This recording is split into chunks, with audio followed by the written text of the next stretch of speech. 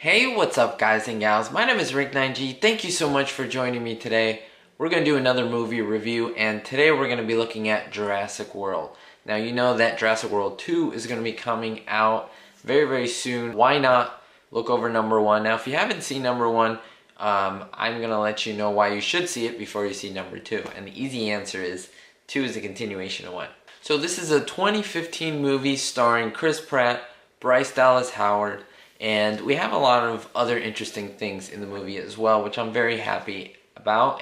Now from the beginning of the film, we are brought right in. We're brought to a great giant image of an egg, and the egg is cracking open. It's a birth of a dinosaur. You begin to hear a heartbeat. It's very great imagery to pull you into the movie. You know, sometimes movies start with like an exciting chase scene, or especially action movies like this, or just something kind of that pulls you in, and this really does, but it's so simple, it's so beautiful, and at the same time, you see this tiny baby, kind of puppy-like. When I mean puppy-like, it's like so cute, but you know this thing will grow up and rip someone's head off. Then you have a really good effect. It's almost like a dinosaur foot crunching down. You hear the boom, and then you see like a dinosaur foot really close up, and then as you zoom out, you see it's a little tiny bird, and it's pretty much the same foot. And so the idea is really genius because we know now that dinosaurs, their closest relatives that are living now are birds. And most people thought they're reptiles, but that's incorrect. Now it is birds. So I like that. I like that. There's a little bit of science in here. It's not a perfect film in terms of story. Some people have pointed out that there are plot holes and things like that. You know, honestly, it's one of those things where I just watched this movie and casually watched it. I wasn't jotting down, okay, let's see errors. And sometimes they're very obvious, but for me, for this one, they weren't really there. Again, this is a movie about dinosaurs coming alive. Like how accurate could it be? It's just a fun time. You know, it recalls back to Jurassic Park, which is what you kind of want, and I'm going to talk about that. Now it starts out with a really joyful tone of kids going to Jurassic World, which is John Hammond's original vision. His vision was to create a theme park of dinosaurs where you can see them, interact with them, and it's here. It's real, and it's great because it's almost like it took 20 years to create. After the craziness of Jurassic Park, and then we finally have the actual theme park, so that's nice to see. The music is great because it takes you back to '93, so you get the original score, but you also get a play off of it in a newer version, which is nice. So you get both, not just one, which I absolutely love. We have a great cameo, or even you can say a guest starring, of the first original Dr. Wu. The same actress playing him, of course, a lot older, which is great because you get to see these people back, and if it would have been the same character, different actor, it doesn't have the same effect. Now, my weakness in this film, what I picked out, is that there aren't a lot of actors from Jurassic Park that are in this movie. I would have loved Sam Neill, Laura Dern, even, I believe, the children. I haven't checked, but I don't think the kids, like grown up, are in this one at all. I would have liked to have seen that just a little bit, just so there were ties to the first one, because it's almost like, I won't say it's a remake, it's definitely a sequel, but you know, that would have made it just that much better. I think Bryce Dallas Howard does a good job. She kind of has a managerial type leader position in this film, which I do like. I do like her in this. Many people complain about women in like big roles, and sometimes there can be an issue with that. However, here, it is not an issue. I think she is a good actress. She takes her role seriously. She does a good job, and she was very believable in the part that she was playing. Now, Chris Pratt is also in this film, and he's very Chris Pratt-like. It's almost like the similar character plays in most movies. It's like Guardians of the Galaxy. Not really romantic in that type, but he plays the similar, like silly but yet serious leader type character. Now, there's almost like a dino petting zoo, which I thought was pretty genius. I mean, I don't know. It's one of those things where, oh, this is a good idea. Yeah, this should be a real thing. And that's little kids playing with these tiny dinosaurs that do nothing to you. Their mouths are barely even big enough to do anything. It's well thought out, and I think it was pretty legitimate in what they tried to do. Of course, it's not real, but that's not the idea. The idea is that it's believable. Now, there's a lot of product placement in this film. I can't say that it's accidental because it's very obvious. Obviously, Mercedes-Benz sponsored this movie because it's everywhere. All the trucks are Mercedes-Benz. There's also Coca-Cola. You see lots of Coca-Cola in the mugs and the cans. It's all there, as well as Starbucks, another big thing. And so I don't think that's bad. When it starts happening multiple times, you kind of notice it. It's almost like having a commercial in a movie. Again, I know some people who absolutely hate it would even pull stars down on the video or say that it's not great because of that.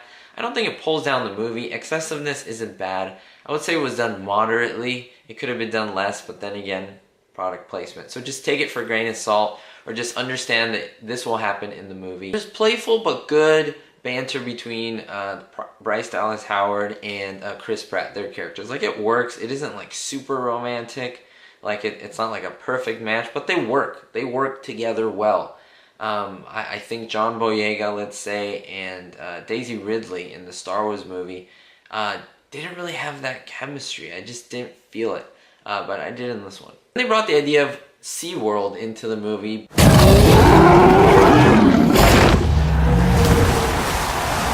by doing it with dinosaurs and people looking, and it's like you see a more advanced version where the audience bleachers drop pretty much so they can see underwater. And I think that was a good idea. It was great. It was a playoff of real theme parks and putting that idea into the movies. You see a great dino escape film and things go chaotic as always, but I liked it. It worked in the film. You do see some violence with the dinosaurs and the people. That's all I'll say. And even violence between the dinosaurs themselves. But it's very self-contained, which I like that.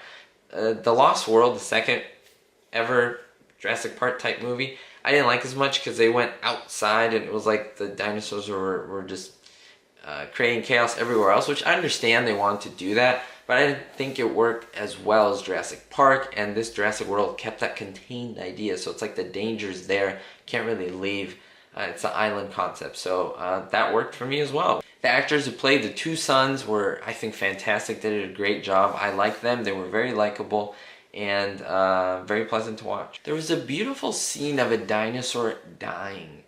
It was kind of reminiscent of the sick Triceratops, but this was just like, it was heartfelt. It was like they were trying to let the dinosaur pass into the next life or into the new, you know, and it was just like, I don't know, it got to me. So I think there was very good filmmaking there, and it's like a CGI dinosaur you felt bad for, and you kind of felt sympathy. You were drawn to that.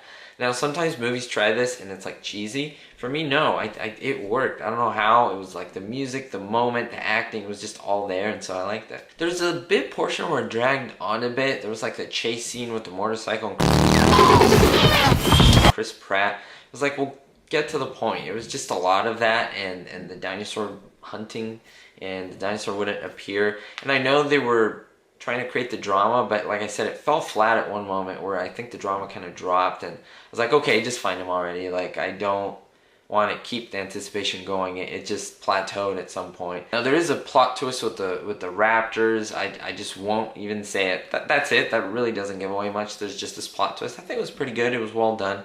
It wasn't like super surprising. I think they made it more of a big deal in the movie than it actually was. But again, it was fine. Then you meet the King of the Beasts and you have an epic like match, and I really don't like how some people say they can't make good movies anymore. It's not possible. They've all been made.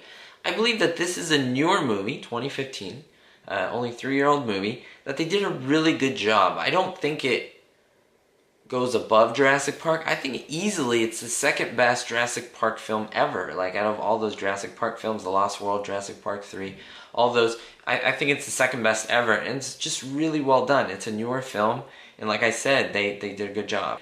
Really watchable film if you're into dinosaurs, if you're into that type of stuff. I'd really recommend it. Time to give it my grade. I'm going to give this movie an A-.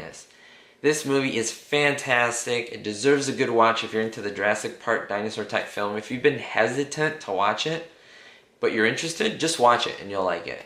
Believe me. Again, there's little problems with it, but not enough to not make me like the movie.